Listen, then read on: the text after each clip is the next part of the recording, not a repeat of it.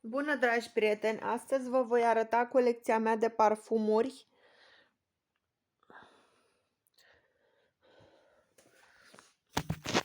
Să ai o colecție de parfumuri este foarte terapeutic, îți face foarte bine, însă nu e obligatoriu să ai o colecție de parfumuri. Poți să ai și 2-3 parfumuri care, dacă te fac fericită și îți inspiră încredere în tine și serenitate, e de ajuns să ai 2-3 parfumuri. Deci nu sfătuiesc pe cineva să facă așa ca mine, să colecționeze 18 parfumuri.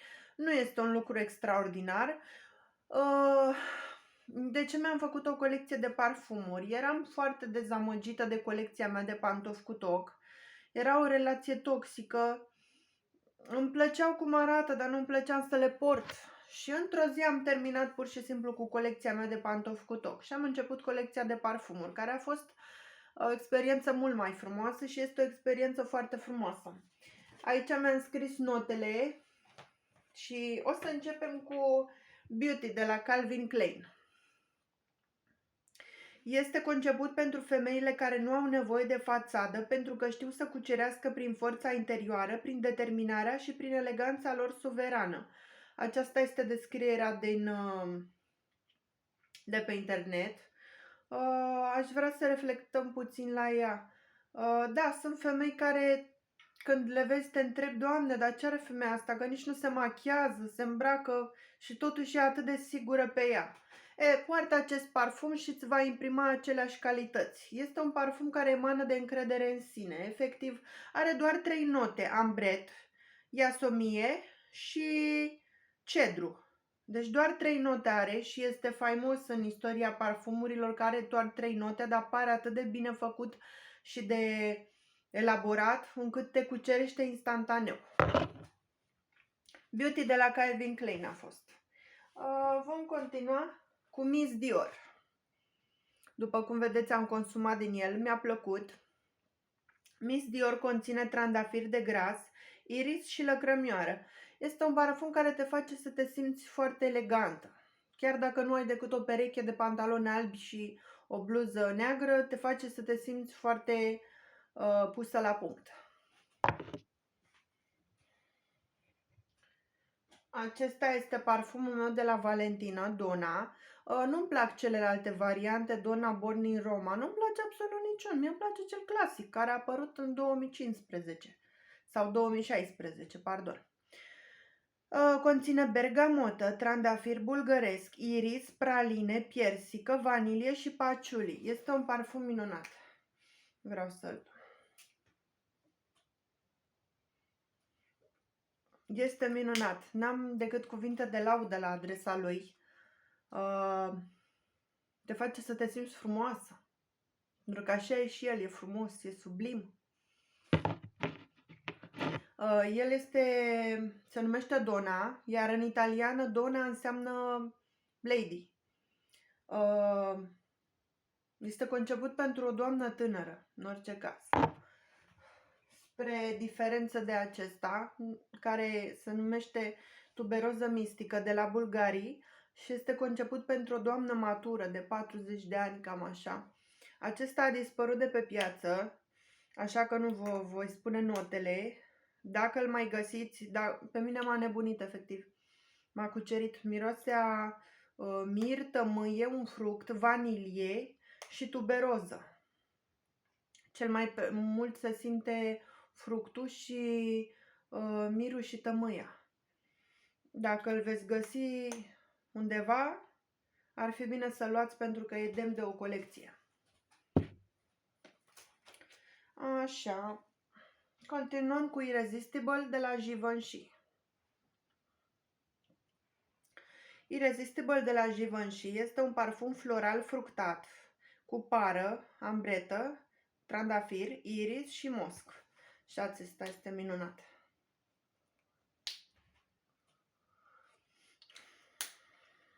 Este ideal pentru un loc de muncă, pentru că, bine, noi percepem parfumurile în mod diferit, dar după părerea mea este ideal pentru a fi purtat la locul de muncă, pentru că nu poate deranja, este prea finuț, este prea frumușel și delicat. Acesta este Idil de la Guerlain. Este minunat și acesta. Este ca o grădină de flori dintr-un palat, efectiv. Deci vă voi spune câte flori conține: trandafir, frezie, lăcrămioară, iasomie, liliac, bujor, crin, iar baza este din mosc și din paciuli. Deci sunt foarte multe flori. Toate florile s-au reunit aici într-o grădină superbă care încântă simțurile tuturor. Nu poți fi imun la acest parfum. Te nebunește pur și simplu pe oricine. Mai departe avem Oscar de la Renta, Bella Rosa, conține piper roz, frezie, portocală, trandafir, iasomie, iris și paciuli. Acesta este un parfum foarte reușit și el. De la fel ca numele Bella Rosa, te simți bella, te simți frumoasă. Și oricum se spune că fiecare femeie e frumoasă în felul ei. Așa că e valabil pentru orice femeie. Mai departe avem, o să trecem la Moschino. Avem I Love Love din grapefruit, portocal, lămâie, scorțișoară și mosc. Acesta e foarte proaspăt, se simte grapefruitul. Eu percep grapefruitul, dumneavoastră s-ar putea să percepeți portocala, lămâia și de asemenea scorțișoara. E foarte reușit.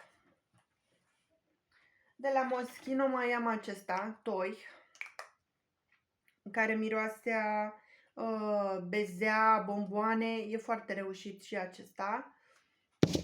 Și am avut și pe acela galben care miroase a mere verzi, dar l-am făcut cadou. Adică l-am folosit odată așa și mi-a plăcut la nebunie, dar a venit o situație în care am putut să fac un cadou și l-am făcut cu dragă inimă. Așa.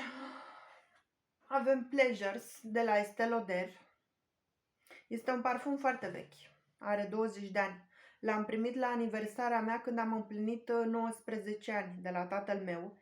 Și pe vremea aceea vă dați seama că era un parfum foarte scump. Și l-am iubit foarte mult și după mulți ani l-am căutat și l-am găsit. Și conține note verzi, violetă, tuberoză, lăcrămioară, bujor, liliac, crin, trandafir și mosc. Și acesta e foarte reușit. Pare a fi creat în zilele noastre. Este la fel de modern, nu și-a pierdut actualitatea.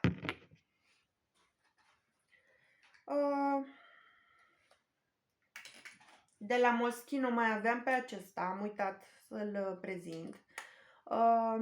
Este ca o soluție de curățat geamuri. Mie mi se pare o idee genială, fiindcă eu ador să fac curățenie, mă relaxează și n-are nimic de a face mirosul cu felul în care arată sticluța. Mirosul este genial, e superb, nu poate fi banal ca o sticlă de curățat geamuri, cu toate că nici sticla e destul de reușită, așa aurie.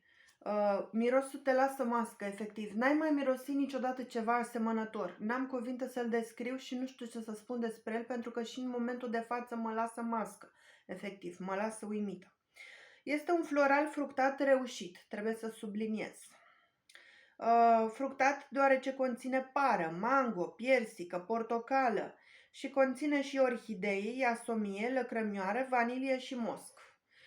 Am mai auzit la altcineva același lucru pe care îl voi spune și eu pe YouTube în străinătate. Spunea că te face fericit acest miros.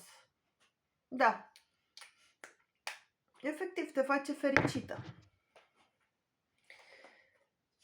Și am prezentat. Mă uit să văd ce am prezentat și ce nu. Good Girl. Acesta este emblema feminității. Nu poți să treci pe lângă acest parfum și să nu-l cumperi. Efectiv trebuie să-l cumperi pentru că este foarte elegant ca și sticla. Eu am luat unul, după cum vedeți mai are puțin în el, mai are jumătate. Când se termină, mai achiziționez unul și le păstrez ca pe niște bibelouri în bibliotecă, pe noptieră. Efectiv trebuie să am o pereche de pantofi cu tocui, efectiv. Și o să vă povestesc despre el, că el conține acest parfum alune, cafea, bergamotă, tuberoză, iasomie, trandafir, babetonca, cacao, vanilie, praline, mosc, scorțișoală, paciuli și cedar. Este un parfum foarte elaborat. Se vede că s-a depus un interes foarte mare la crearea lui. A fost o muncă încununată de succes, efectiv. Deci este un parfum reușit. Cum miroase depinde de fiecare persoană, noi îl percepem diferit, de aceea nu insist foarte mult asupra a cum miros parfumurile. Nu pot să vă spun că e floral, fructat, pentru că voi poate îl percepeți floral, pe când eu îl percep fructat. Eu vă citesc notele și vă spun părerea mea de ce mă face fericită acest parfum. Acest parfum este eleganța întruchipată. Când am o zi proastă sau nu sunt sigură pe mine, fac o baie, am foarte mare grijă de igiena mea, după aceea mă dau cu loțiuni cu creme și după aceea port acest parfum și încrederea în mine este ajutată foarte mult. Mai departe vom trece la Nux. Acesta este un parfum simplu, dar de efect. Miroase a miere. Eu aveam o relație foarte toxică cu Scandal de la... Scapă. Scandal de la... În fine, mirosea foarte tare a mierei, dar o miere opulentă, o miere exagerată, era prea tare, efectiv. Acesta miroase a miere mai curată, e ceva mai simplu, mai cu clasă, mai curat, nu e nimic exacerbat. Îl găsiți pe Notino și nu știu unde îl mai găsiți, că eu l-am primit cadou. Nux, rev de miel, vis de miere. Trebuie să vă prezint și acestea, care sunt o excepție în colecția mea. Sunt copii de la D&P, sunt niște copii turcești și turcii fac lucruri în general destul de bune. Sunt foarte buni la crearea hainelor, sunt de asemenea foarte buni la crearea parfumurilor și aceștia sunt niște copii. Acesta e Lanterdi și acesta este Si de la Armani. Nu v-aș sfătui să apelați la copii, pentru că nu valorează cât valorează originalul și e păcat să te minimizezi, să te cobori. Dar firma aceasta face excepție. E o firmă care face copii și sunt niște copii perfecte. Le găsiți în firma aceasta D&P, o găsiți în Mall AFI, da? Și Mall Liberty. Trecem mai departe.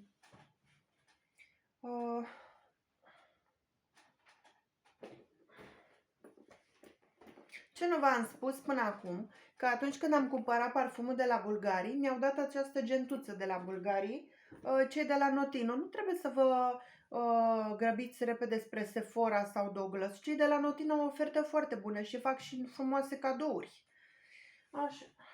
Și să trecem mai departe.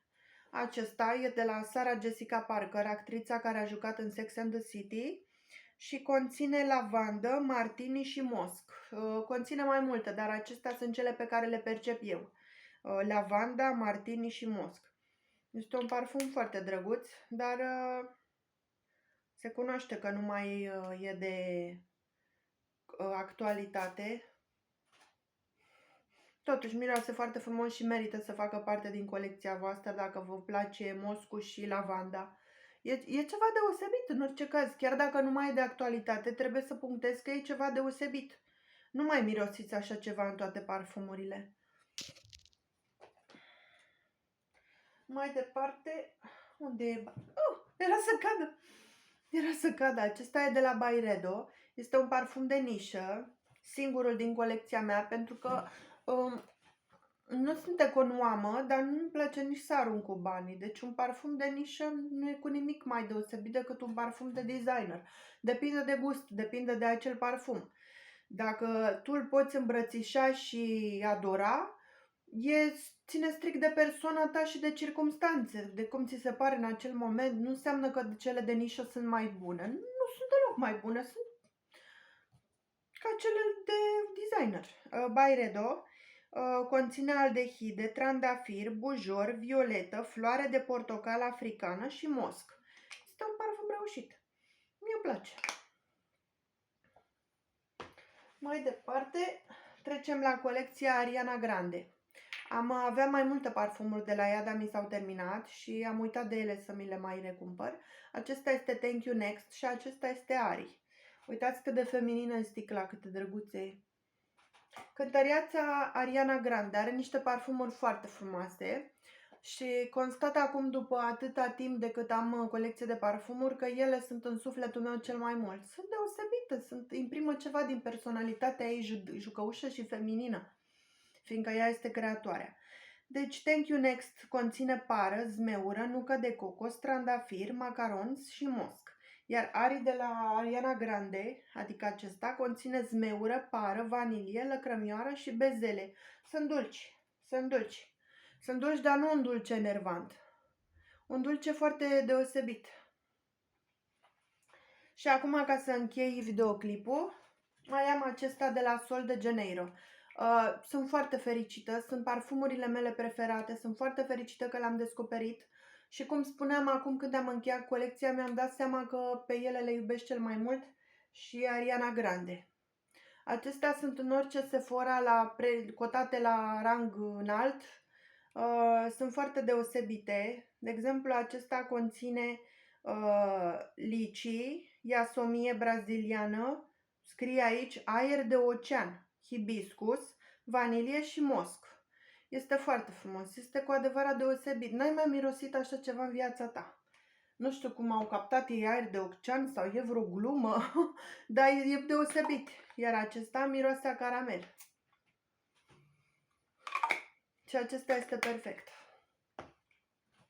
Aceasta este colecția mea de parfumuri și îndemn pe toată lumea să pătrundă în lumea minunată a parfumurilor, fiindcă veți avea numai de câștigat. Încredere în sine, prospețime, vitalitate, veselie.